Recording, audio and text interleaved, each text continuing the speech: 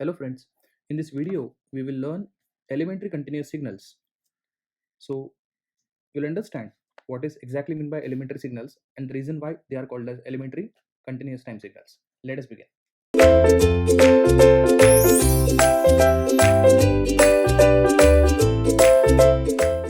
So let us start with elementary continuous time signals. So what is exactly meant by elementary signals? Elementary signals are those signals from which higher order signals are generated.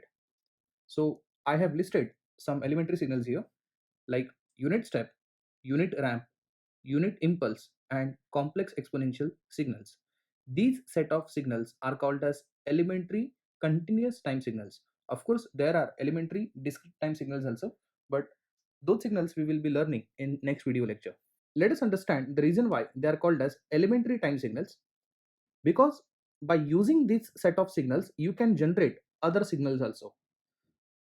So how do we really generate other signals which are called as higher order signals by using this set of signals? To understand this, first of all we need to understand how this elementary signals really works. So first of all, let us understand how this elementary signal works, and once you are comfortable with elementary signals, we will understand how generation of higher order signal takes place. So let us begin with our very first signal, that is unit step. Unit step signal is derived from step signal only. So let us understand what is meant by step signal. It is a signal with discontinuity at t equal to 0. A typical step signal is now represented here, which is called as a dot u of t. Let us understand what is meant by discontinuity. As you can see, the signal was 0 continuously. At t equal to 0, you see a sudden change in the signal, and the signal is jumped to magnitude A or amplitude A, and thereafter, as you can see, it is continuously A. So while describing a dot u of t, what we can say that it is continuously 0 for t less than 0. Suddenly at t equal to 0, it jumps to an amplitude A. Therefore, this t equal to 0 point is called as a point of discontinuity.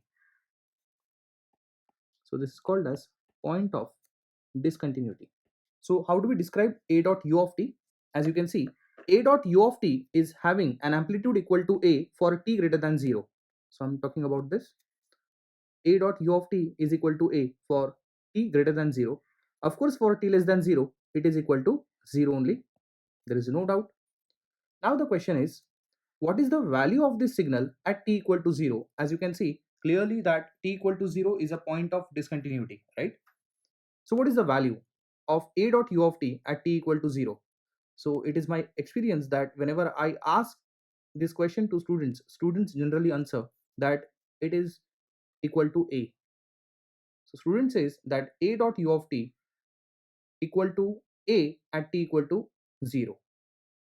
And unfortunately, this is a wrong answer. And I'll tell you reason why. Because see what is happening at t equal to 0. At t equal to 0, it is transiting from 0 to A. So it is not exactly A, neither it is 0.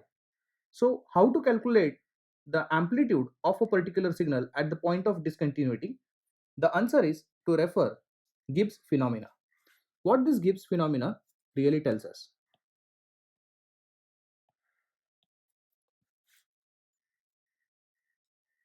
So I'll have to use a Gibbs phenomena. According to this phenomena, amplitude at the point of discontinuity, here we have already seen the point of discontinuity is present at t equal to 0. So point of discontinuity is at t equal to 0. So at t equal to 0, amplitude is equal to, so whatever formula I'm writing for an amplitude, assume that I'm calculating it for t equal to 0. It is amplitude at t equal to 0 minus plus. It is an amplitude calculated at t equal to 0 plus. So I'm making an addition of these two amplitudes and this is divided by 2. So basically I'm taking an average of amplitude at t equal to 0 minus and amplitude at t equal to 0 plus. Whatever answer comes, I'm going to take an average of it. So the reason why I have divided by 2. What is meant by 0 minus? You understand it very well. 0 minus means just before 0, and 0 plus means it is just after 0. So what do we see? At 0 minus, amplitude is equal to 0. At 0 plus, amplitude equal to A. So 0 plus A gives you A. So it is A by 2. So remember, at t equal to 0, whenever you want to calculate an amplitude, it is A by 2 in this case. So A dot u of t, which is generalized step signal, is having an amplitude equal to A for t greater than 0, is having an amplitude equal to 0 for t less than 0, and having an amplitude A by 2 at t equal to 0. Whenever this A value becomes equal to 1, then amplitude becomes 1, and the resulting step signal is called as a unit step signal. Here unit means an amplitude equal to 1. So let us see this on the next slide. So here it shows unit step signal. So whenever A equal to 1, since A value equal to 1, so I'm not going to write this as A dot u of t. Now it has become u of t only, right? So how do we describe this? U of t will be equal to 1 for t greater than 0. So I'm just talking about this portion. T greater than 0 means right hand side of the signal. For t less than 0, the value of u of t is equal to 0. Yes, of course, you can see that here no signal does exist. And t equal to 0, again I'm talking about the point of discontinuity. And here we calculate amplitude with the help of Gibbs phenomena, where the amplitude becomes equal to amplitude at t equal to 0 minus, which is 0, plus amplitude at t equal to 0 plus. So this is point t equal to 0 plus, and this is a point at t equal to 0 minus. So what is an amplitude at 0 plus? Of course it is 1, and this whole gets divided by 2. Resulting amplitude becomes half. That's the reason why you see that u of t equal to 1 for t greater than 0. It is equal to 0 for t less than 0, and it is equal to half at t equal to 0. So even though after explaining this by Gibbs phenomena, still students gets confused. So how come it has become half? Because it is clearly seen that it is still equal to 1 at t equal to 0.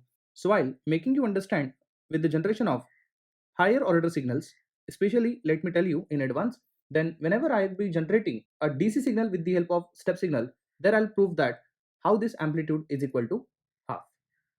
Thank you.